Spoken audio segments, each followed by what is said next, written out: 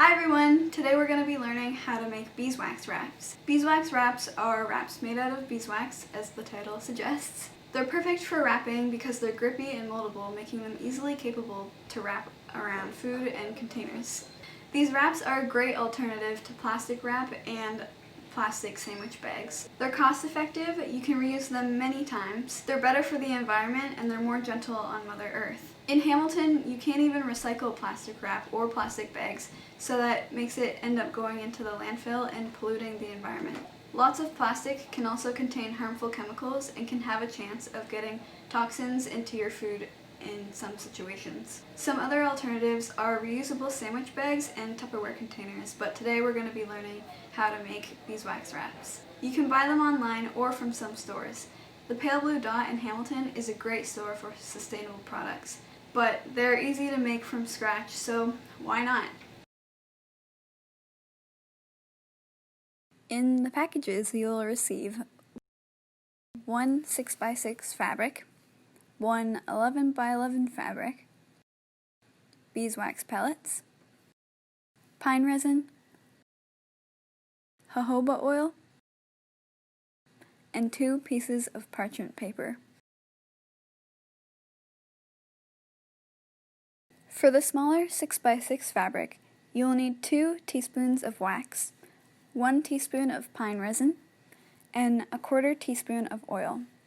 For the larger 11x11 fabric, you'll need 1 tablespoon of wax, half a tablespoon of pine resin, and half a teaspoon of oil.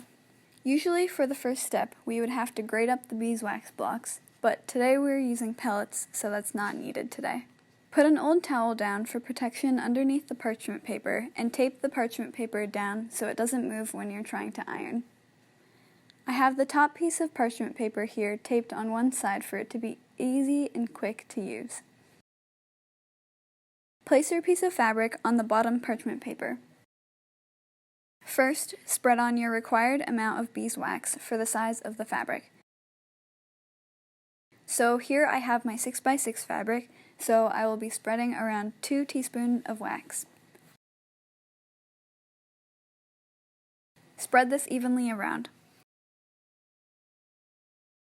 For a faster and more even coat of the pine resin, you can crush it up into a powder by placing it in a bag and pounding it with a hammer or something of the sorts.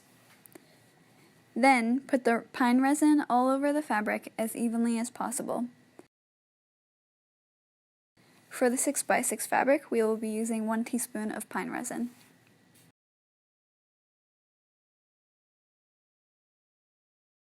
For the final ingredient, drop on your oil. For this piece, we will be using a 1/4 teaspoon of the oil.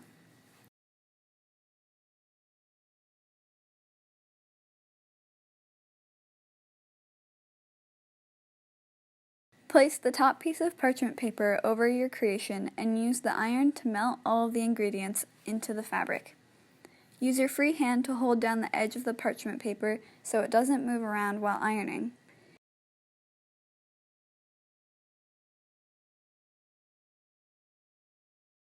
You can see as it melts, it darkens.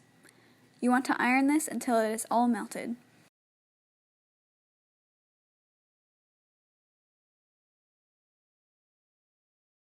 Make sure to get it everywhere, in the middle and on the sides.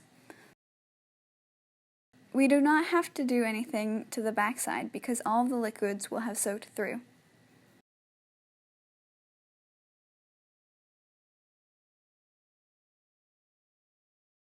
Once you're done ironing, quickly peel off the top parchment paper and pick up your wrap.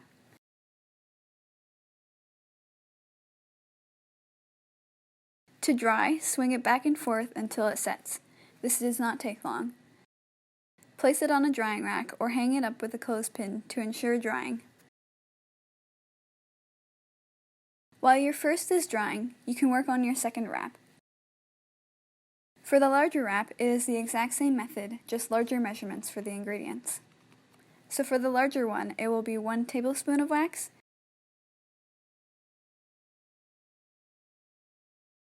half a tablespoon of pine resin,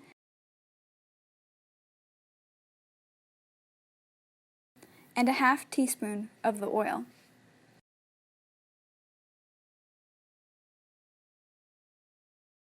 Make this one the same way you did the smaller one.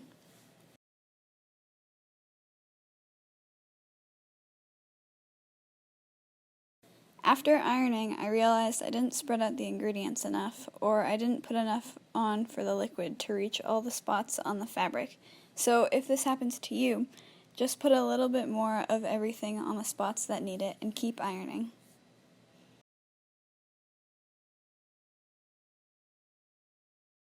And you're done! It's best to wash the wraps in cold water because hot water will pull away the wax from the fabric. Depending on how messy what you previously wrapped was, you can wipe the wrap with a damp cloth or wash it with mild dish soap and water. Also, make sure not to microwave them.